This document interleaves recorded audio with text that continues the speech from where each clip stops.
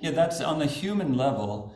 We have used the word love to describe something that is a mixture of a lot of different stuff. That has, a little bit of love, a little bit of greed, a little bit of lust, a little bit of hatred, a little bit of selfishness. Mix it all up, and we call it love. Yeah? And we say, I love you. Yeah. Here. Or the same for hate. Yeah. The exact same. Right. All the mixtures. But the force of love itself is in there. It's part of the smoothie. Right. It is an ingredient. Yeah. In the smoothie. But we've become very accustomed to the. I mean, if somebody offered you this smoothie, you would drink it. I'd drink it for years, knowing that I was drinking It tastes very good. It tastes. The flavor is. I mean, it depends, Some people are better at making the recipe than others, but the thing is, like, on the human level, we are drawn to all these different things, but love is this fundamental force of attraction and the irresistible need for self-offering.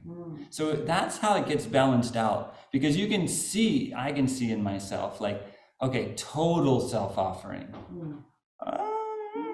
Can I just have this much left? You can have all of me except just this little piece that I want to hang on to.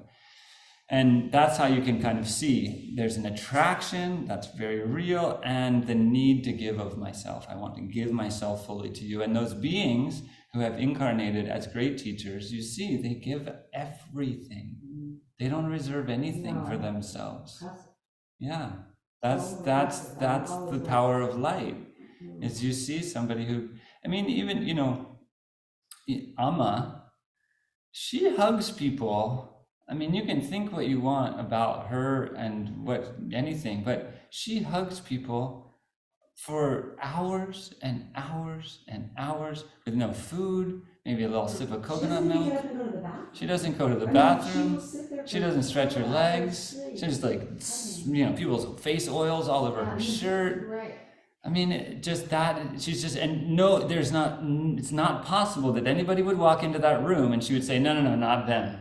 No, everybody. That's the force of love. Maybe if they have COVID. No. Maybe what? I don't know what she did during COVID. Hopefully she took a I mean, yes, She heals. aside from COVID, historically, she has healed people from their sicknesses and taken things in that, taken things in that are terrible and been super sick for the love of, and not like, hey, you owe me one, buddy. You know? 5 years later, remember that? Right, day? exactly. Like me, where I'm like, oh, come on. Where's my reward in all this?